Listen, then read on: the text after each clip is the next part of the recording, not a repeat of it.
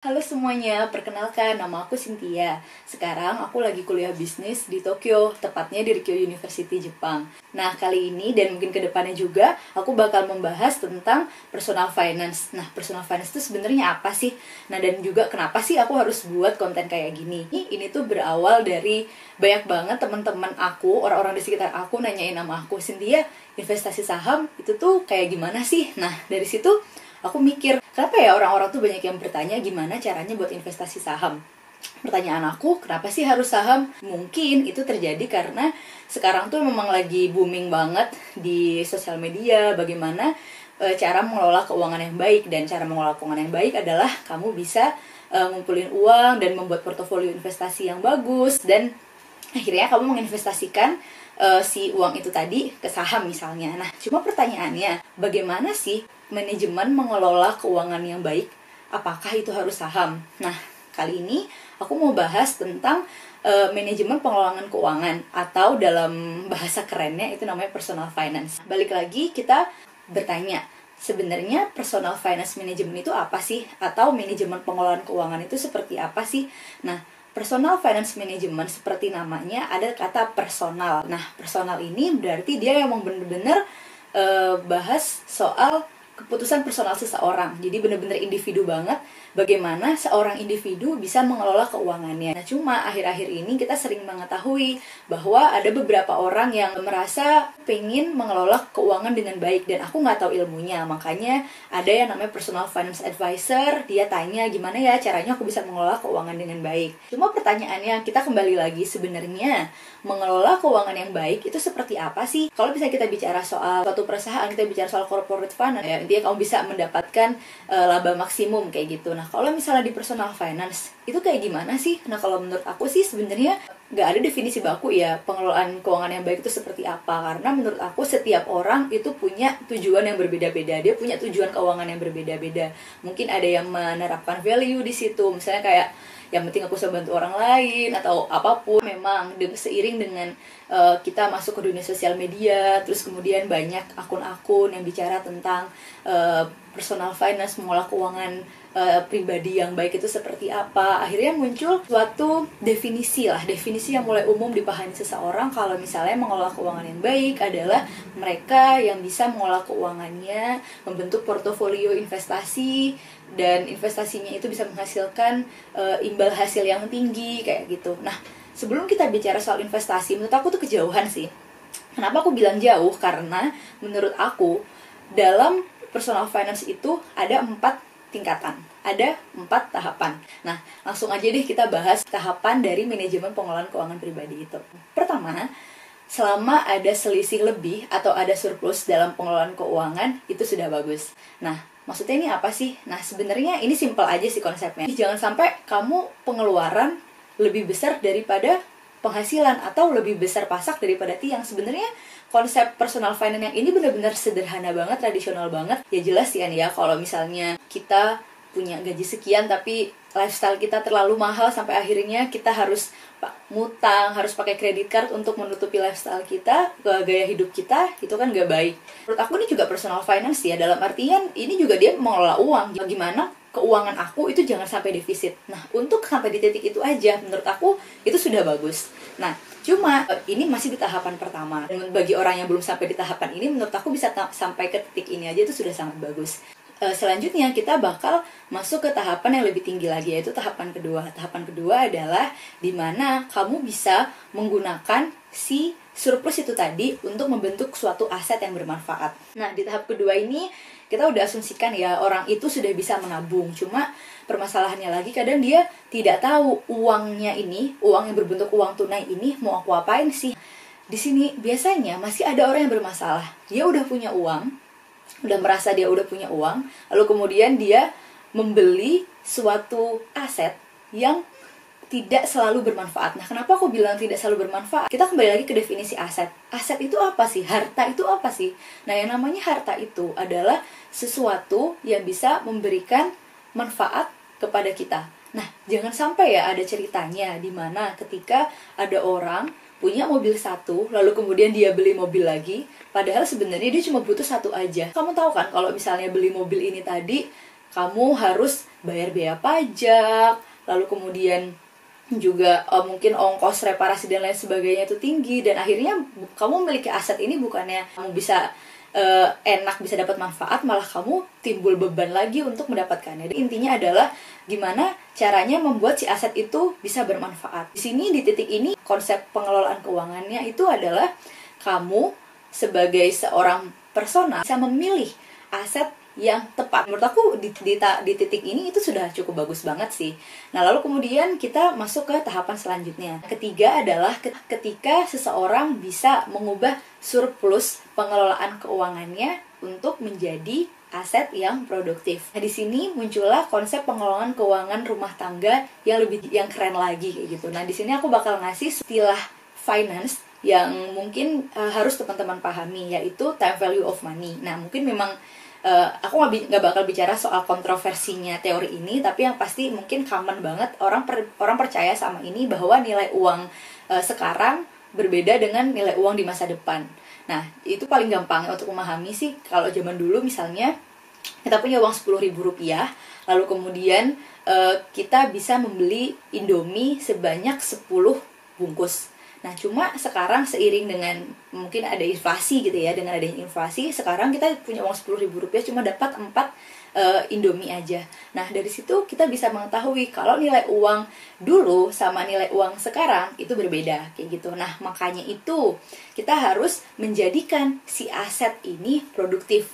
Nah, jadi si aset ini, si harta yang kita pilih ini tadi, dia bisa mengikuti inflasi itu tadi. Jangan sampai kita cuma naruh uang di tabungan aja dan uang itu tidak mengikuti inflasi. Akhirnya kita nyimpan uang dari dulu, tapi sebenarnya uang itu ketika dipakai sekarang nilainya tergerus kayak gitu. Nah, dengan demikian akhirnya muncul suatu konsep di mana kita membuat uang yang sudah kita kumpulkan tadi untuk membeli atau memilih investasi yang bisa menghasilkan tambahan penghasilan untuk kita, atau yang namanya passive income. Nah, passive income ini adalah pendapatan pasif yang bisa kita terima. Jadi ibaratnya kita diem-diem aja di sini, kita bisa mendapatkan tambahan penghasilan. Nah, contohnya itu kayak gimana sih ya? Misalnya dengan kita punya kos-kosan, ada anak-anak yang bisa bayar kos-kosan sama kita. Jadi dengan kita punya si kos-kosan itu, kita nggak cuma sekedar punya si aset, tapi juga ada uang kas masuk yang diterima dari si aset yang kita punya itu tadi, atau namanya penghasilan pasif. Kita diem-diem aja, si aset itu bisa menghasilkan uang untuk kita. Tadi aku bikin contoh investasi di kos-kosan gitu ya. Nah, cuma masalahnya investasi itu bentuknya macam-macam. Kamu bisa investasi yang real kayak di kos-kosan itu tadi, ada juga investasi yang di instrumen keuangan. Instrumen keuangan itu contohnya kayak di saham atau di reksadana kayak gitu. Nah, juga mungkin bisa taruh di deposito juga ya, itu juga suatu instrumen keuangan. Nah, kalau udah sampai di titik ini, pertanyaannya adalah instrumen investasi apa sih yang terbaik yang bisa kita pilih untuk mengelola keuangan pribadi kita. Nah, kalau mungkin orang zaman-zaman dulu nih, dia lebih suka sama investasi real, kayak misalnya investasi di sawah, investasi di kos-kosan, kayak gitu. Nah, sebenarnya untuk masalah ini, aku pernah bantu ngitungin teman aku yang mau mengambil keputusan investasi untuk investasi di kos-kosan di Kota Malang. Lalu aku hitung-hitung tingkat timbal hasil 1 tahun dengan asumsi si kamar kos-kosannya itu penuh, itu tuh sekitar 6-7% 1 tahun. Nah, tentu kalau misalnya mungkin kita membandingkan si investasi itu tadi dengan investasi di deposito bank misalnya, ya mungkin kesannya kelihatannya sama aja kan ya. Tapi itu kan kembali ya ke pilihan masing-masing. Nah, cuma zaman sekarang seperti yang aku bilang tadi, mulai banyak yang selalu bertanya, gimana cara investasi saham? Aku mau investasi saham. Nah, pertanyaannya, apakah investasi di saham itu adalah pilihan instrumen investasi yang terbaik? Kalau menurut aku, mungkin pakemnya sih iya ya. Karena mungkin investasi di saham adalah investasi yang bisa memberikan imbal hasil tertinggi untuk di instrumen keuangan. Nah, cuma tetap ya perlu dipahami, kalau kita bicara soal personal finance ini, setiap orang punya karakteristik yang berbeda-beda. Setiap orang punya pilihan investasi yang berbeda-beda. Kalau misalnya kamu menginginkan suatu investasi dengan tingkat imbal hasil yang tinggi, tentu saja di setiap ada imbal hasil atau keuntungan, pasti akan ada risiko yang melekat. Pertanyaannya, instrumen investasi apa sih yang terbaik? Itu dia, menurut aku, itu semua dikembalikan ke pilihan teman-teman. Karena setiap orang punya risiko yang berbeda-beda. Nah, konsepnya, sebuah kesalahan kalau teman-teman mendefinisikan bahwa manajemen pengelolaan keuangan personal yang bagus adalah teman-teman yang bisa mengelola keuangan, bisa mempunyai instrumen investasi keuangan sehingga bisa menghasilkan imbal hasil setinggi-tingginya. Nah, mungkin itu bisa benar kalau teman-teman punya target di tahapan berikutnya. Nah, selanjutnya aku akan bahas di tahapan keempat. Konsep manajemen pengelolaan keuangan di tahap keempat ini adalah teman-teman mengelola keuangan untuk tujuan financial freedom atau kebebasan finansial. Pertanyaannya, kebebasan finansial itu apa sih? Nah, intinya kebebasan finansial itu atau financial freedom adalah pensiun dini, di mana teman-teman bisa mendapatkan uang tanpa perlu bekerja.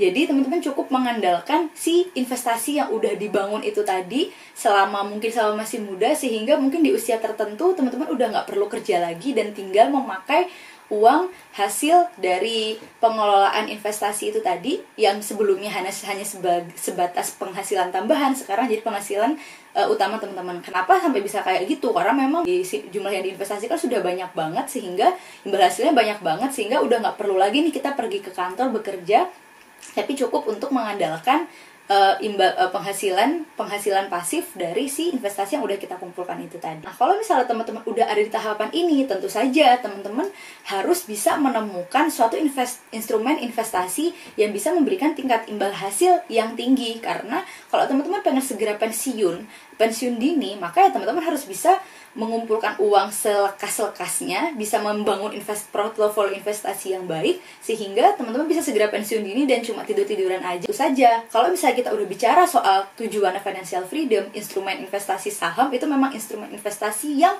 paling tepat, karena memang dia terbukti bisa menghasilkan imbal hasil yang tinggi karena dia makan dari si uang investasinya itu tadi. Apa? Karena memang instrumen investasi saham ini instrumen investasi keuangan yang sudah kuat. Nah, itu dia alasannya kenapa kalau misalnya memang teman-teman tujuannya adalah untuk financial freedom, ya mau nggak mau teman-teman harus belajar, harus bisa untuk menahan resiko yang tinggi dari melakukan investasi di saham ini tadi. Nah, cuma pertanyaannya adalah apakah investasi di kosan tidak bisa dijadikan untuk financial freedom di masa depan, atau nggak investasi sawah juga? Ya kalau menurut aku sih bisa-bisa aja ya. Kayak misalnya contohnya mertua aku, misalnya beliau lebih suka investasi di sawah karena menurut beliau kalau aku udah di masa tua, aku tinggal makan lewat sawah aku aja kayak gitu, dan itu juga sebenarnya bentuk dari financial freedom gitu. Nah, cuma perlu diingat lagi bahwa instrumen investasi saham seperti aku bilang resikonya tinggi. Tidak semua orang bisa memilih instrumen saham apa yang bagus yang bisa memberikan tingkat imbal hasil yang tinggi. Tidak semua orang bisa memilih investasi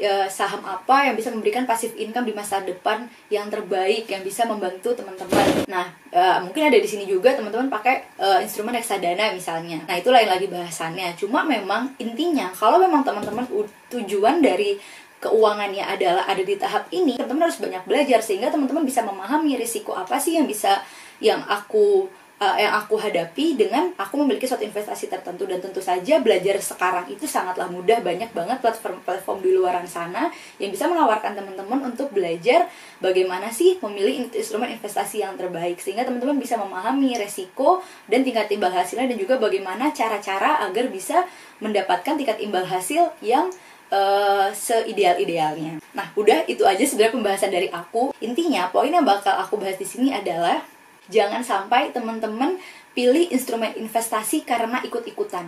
Teman-teman harus paham bahwa personal finance ini adalah urusan pribadi. Jangan sampai teman-teman merasa bodoh karena instrumen investasi aku kok gini ya, kok nggak keren ya, kok nggak kayak temanku ya, kok instrumen investasiku sangat tradisional ya. Aku pernah kok ada di titik dimana aku merasa seorang pendosa karena aku tidak memulai instrumen investasi saham.